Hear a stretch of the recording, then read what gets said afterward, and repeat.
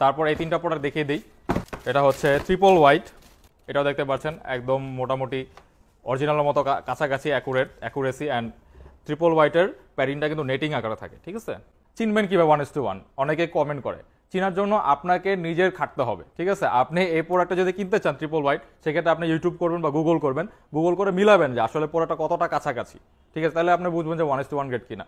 তো সেই ক্ষেত্রে আপনার নিজের যাচাই বাছাই করতে হবে, কারণ অনেকেই মার্কেটে 1:1 গ্রেড বলে লোকের প্রোডাক্ট সেল করতেছে, বাট আমরা সেটা করি না। সেজন্য আমরা আপনাদেরকে প্রোডাক্ট চিনানোর চেষ্টা করি। ট্রিপল হোয়াইট এটার প্রাইস পড়ে 5,800 টাকা। সো কেনার আগে অবশ্যই যাচাই বাছাই করে কিনবেন, নিজে একটু নলেজ গ্যাদার করবেন যেন নিজে না ঠকেন। তারপর 07 আছে, এটা খুবই পপুলার প্রোডাক্ট, আমাদের আসার সাথে সাথে শেষ হয়ে যায়।